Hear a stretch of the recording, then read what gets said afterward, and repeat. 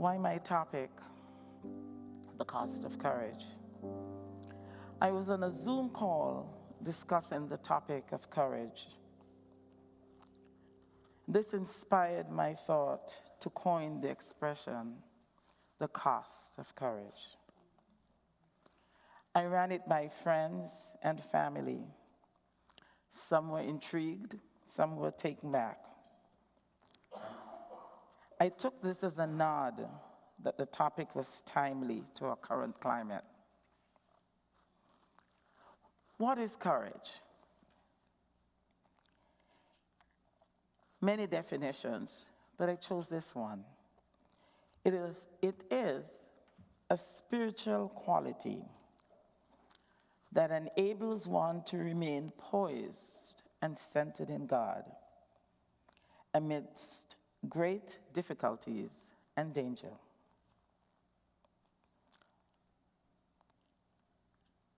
And I added the realization that the Almighty God of the universe is a spiritual presence which is constantly striving to express in and through us, fills us with new courage and a fearlessness that is beyond description, not unlike what Gerald read and mentioned in our prayer service and his reading of the community prayer.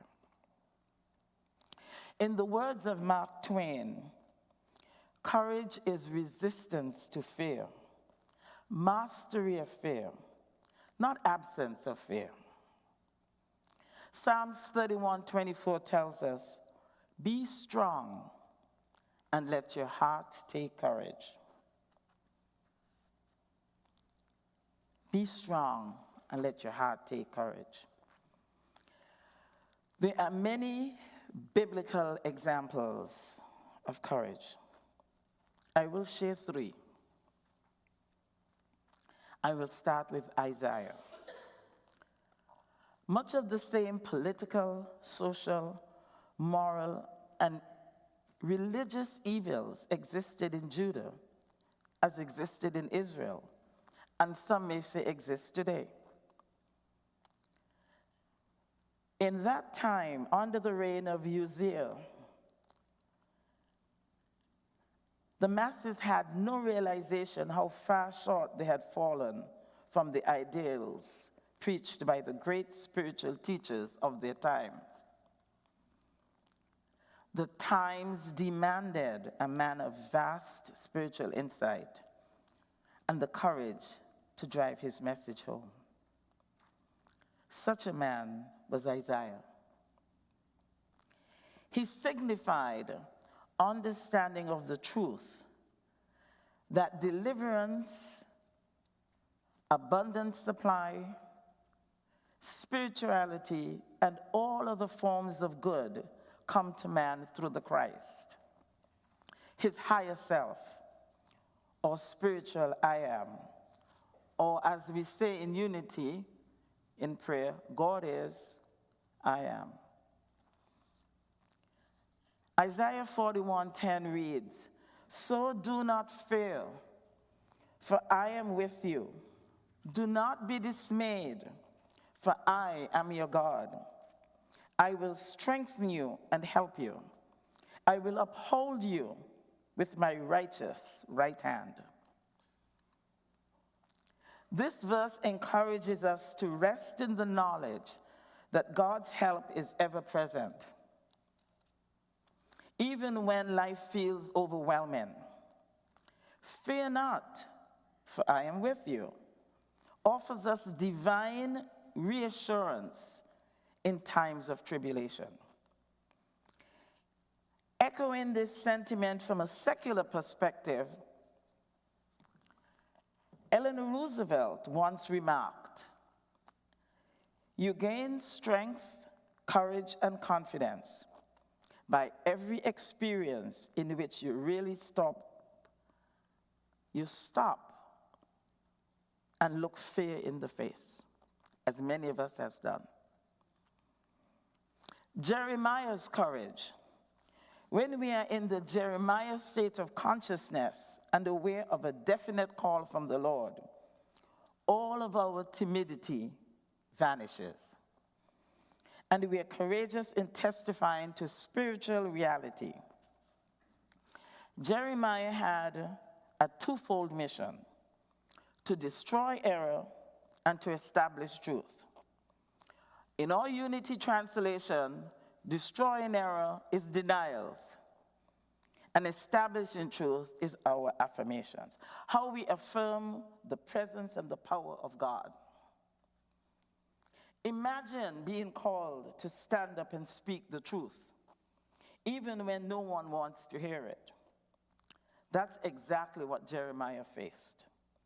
A young man tasked with delivering a message that challenged the very core of his community. It wasn't a glamorous mission, but it was one filled with purpose and courage. Jeremiah's story isn't about ancient times. It's today. It's a reminder of what it takes to speak up in the face of our current situations. You've probably experienced moments when speaking the truth felt risky or even isolating. His journey shows that while the path may be tough, the impact of standing firm in your convictions can and will be profound.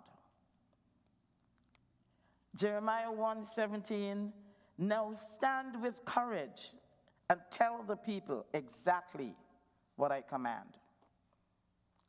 Having Jeremiah courage means rising above the prevailing ideologies of the day and having the freedom to say, the emperor's got no clothes. The courage to speak your truth despite the potential consequences. This is a powerful reminder of what you and I, and what modern day whistleblowers and advocates for truth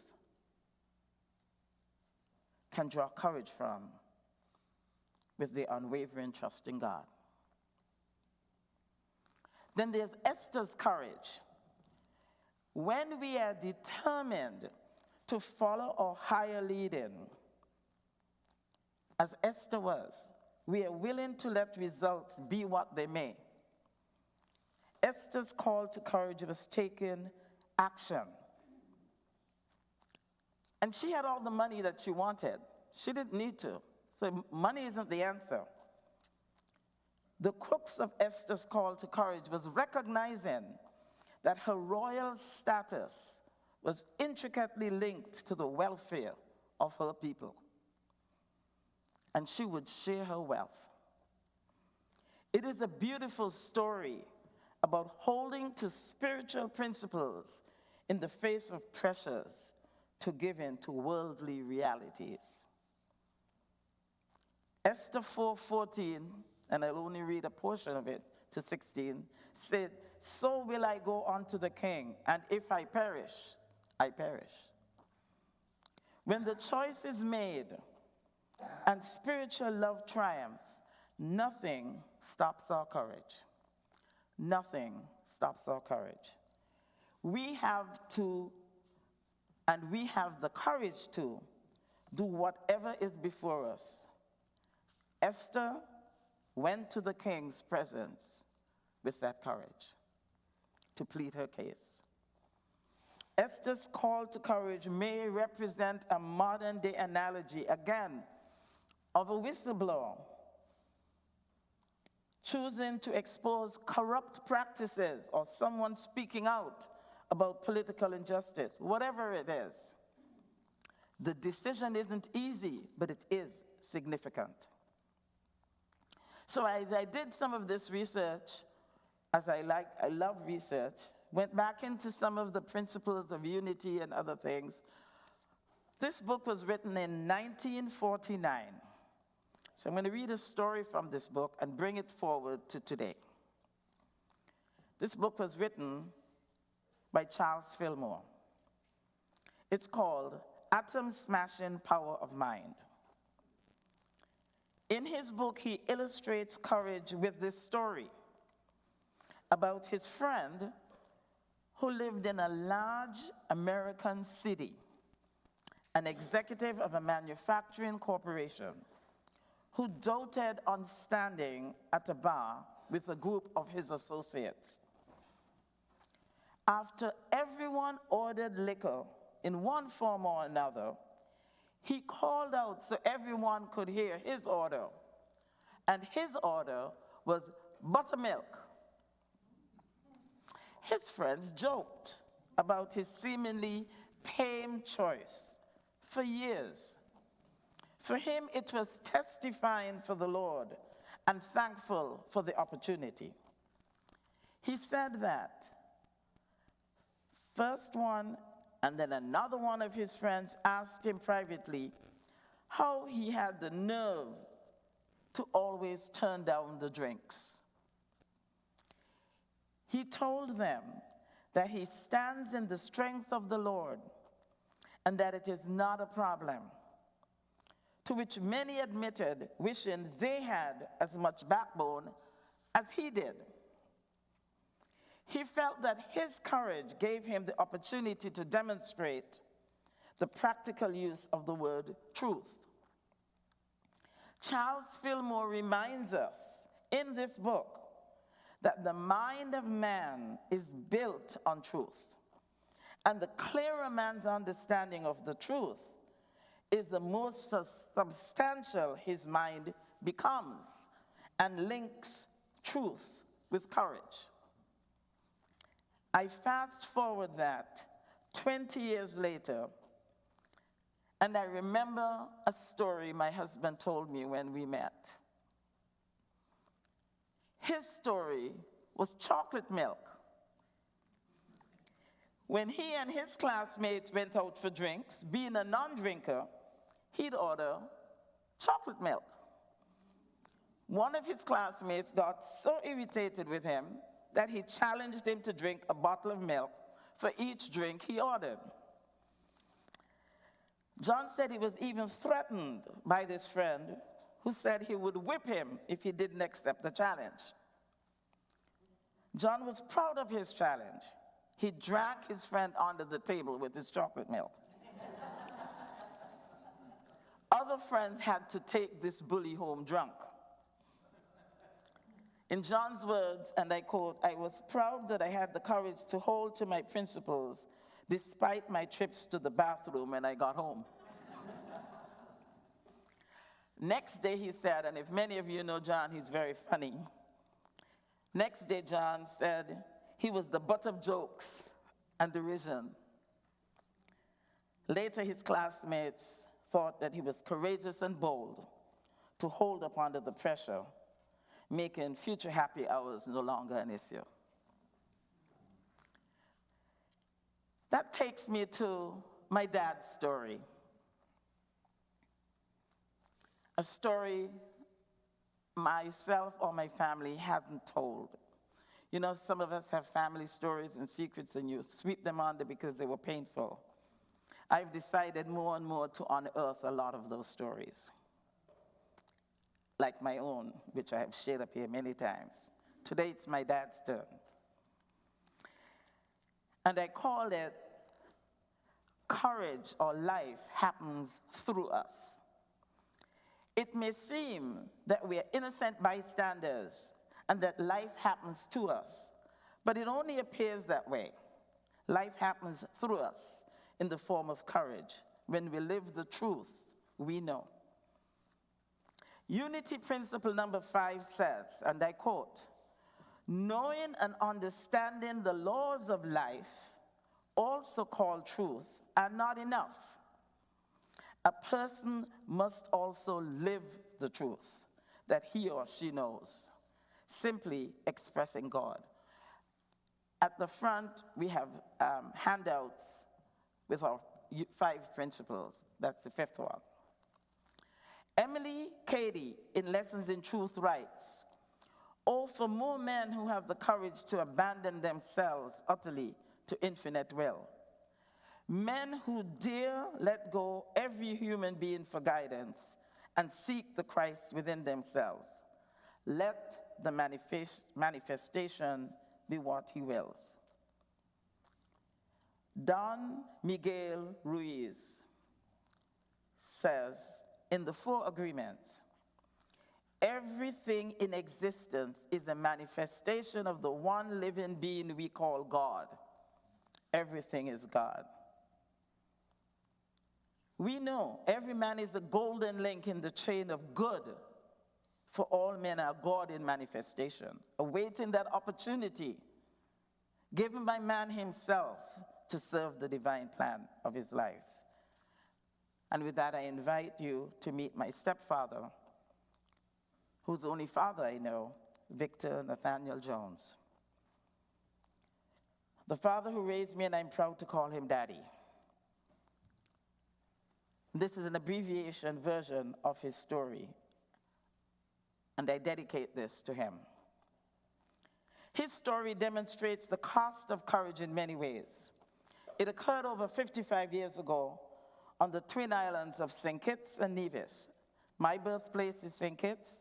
Dad's birthplace is Nevis, which is also the birthplace of Alexander Hamilton. Both islands were ruled by the same government.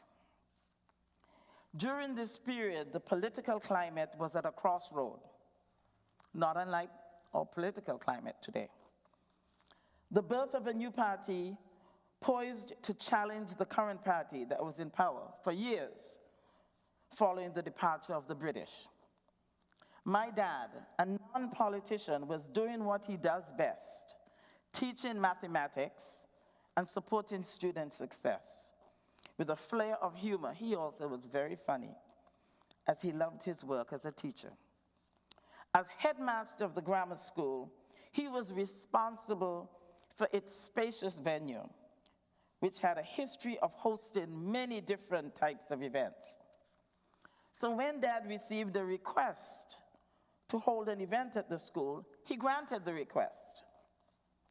The government demanded that my dad rescind the offer. My dad, who considered himself apolitical, refused to comply and allowed the event to take place. As a result of him allowing the opposition party to use the grounds, he was fired. After many, many years of working for the government, he lost his pension, we lost our home, we lost our island. As a result of his firing, students and faculty refused to attend classes, and for the first time in the history of the island, students and faculty took to the streets, forcing the government to close the campus. Due to government control, there were no other prospects of a job for my dad. The family was forced to leave the island for Dad to find work. Dad relocated to Puerto Rico, where he had done his previous degrees. And the Inter-American University, the only English-speaking university on the island, offered him a job to teach mathematics. We were fortunate that he was able to teach on Ramey Air Force Base, a huge Air Force base on the island. Our family was forced to relocate to Puerto Rico. Dad was not one to openly invoke God's name into a situation. As a matter of fact, he never came to church with us. If I interviewed Dad today and asked him what gave him the courage to refuse the government's order, I would expect a mathematical spin and a humorous spin. His answer might sound like this: nothing plus nothing equals nothing. Or, in Caribbean language, naught plus naught equals naught. To him, inaction was failure, in life and mathematically. Daddy would never be comfortable with naught or nothing. Reverend Stacy, in January, and I asked Tyler, thank you Tyler, to resubmit it. In his topic, it was nothing comes from nothing. That fit my dad perfectly well. Consider the Greek concept and I'm not Greek, so bear with me, ex nihilo nihil fit. Out of nothing comes nothing. It means that something cannot be created from absolute nothingness. Everything must originate from something else, essentially stating that there's always a source or cause for something to exist. And Reverend Stacy's message goes on to say, the magical incantation, abracadabra, some believe, comes from an interpretation of Hebrew. In either case, it is a proclamation of the power of the word to create or manifest forms or circumstances. Unity's revealing word states that miracles are events that take place as a result of the operation of a higher unknown law. All true action is governed by law. Nothing just happens. Diverting from his article for a while,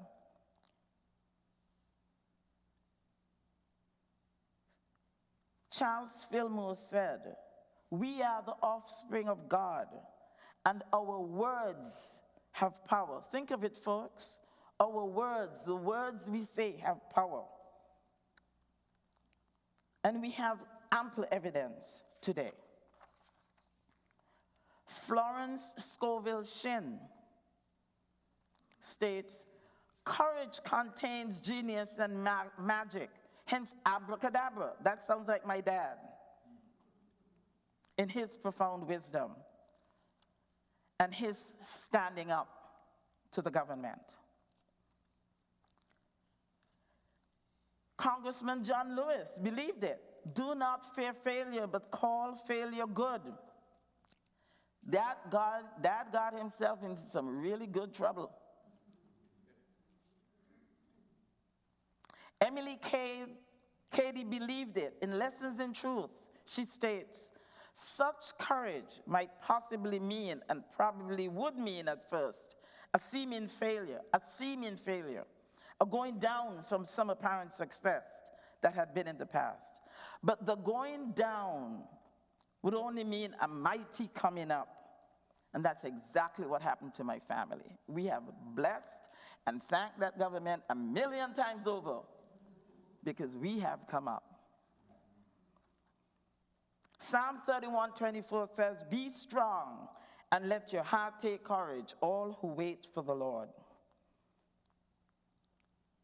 And the last line of the prayer protection says, "Wherever we are, God is." I am convinced God was with Dad when he exercised this act of courage. And I thank him for leaving that courage, muscle, and legacy with me, family members, and friends. On a side note, I have to say, every time I travel to events from my country, I just came from my island, I just came from Toronto, where there was a big event, because there's a lot of people from my island in Toronto, and there was a big reunion. My father's legacy follows him everywhere. The majority of the leaders that I know of in the last 55 years, at least one of those leaders of the country was taught by my dad. He has left an amazing legacy. He left that legacy with me when I had the courage to stand up politically and fight my employers for firing me, and stood it for 6 years. My dad's courage is within myself, and I'm sharing that. There was a transformation of the new legacy. When we moved to Puerto Rico, one of the good came out of that is the university gave my dad the opportunity to have any family member, particularly his children, to have a free education. I got my education free because of my dad. My mother got 2 masters free because of my dad. There's 6 of us, and my dad always says he would never have been able to pay for the college of all of us if it wasn't for this. 3 of my siblings are physicians. That's a lot of money. My sister, as she helps me with a lot of my editing, and my older brother, My older brother became a lieutenant colonel in the Army. My sister, physician, and she edits a lot of my work, said, as a youngster, for she was younger than I am, she enjoyed learning Spanish. Today she has a love of language and speaks many languages fluently, which helps her as a physician. Good comes out of bad. Another inspiration for me as I close is, this is a perfume called Beautiful. My mother gave it to me in Puerto Rico, and I still wear it today. She said, I remember this so clearly, in spite of what's happening to you, you are beautiful. And I know it wasn't cheap then, and it isn't cheap now. I could hardly find Beautiful on sale. Estee Lauder somehow has managed to keep this market. Pretty close. My dad was also instrumental in giving birth to the opposition party. It is beautiful to go home now. Well, over the years, within the last year, we go home regularly, and people recognizing us, recognizing me, and talking to me about my dad. That can happen to you too. You too can have courage. We may be in pain today, but know that there is good that will follow.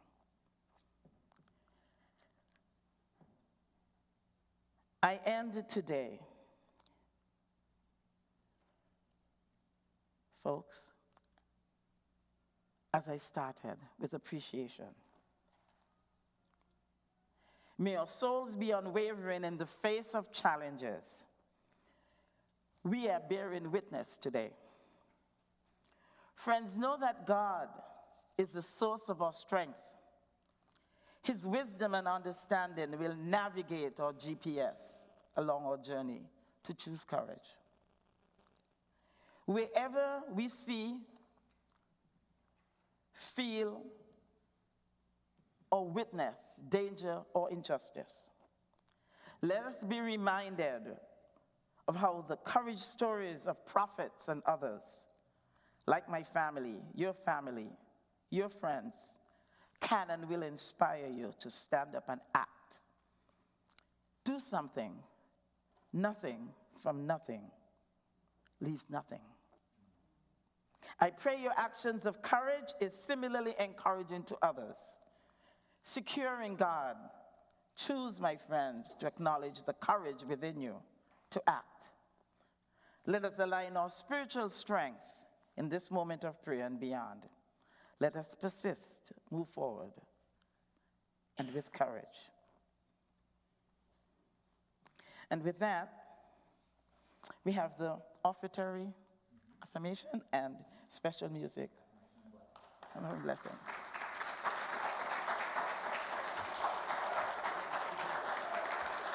Thank you.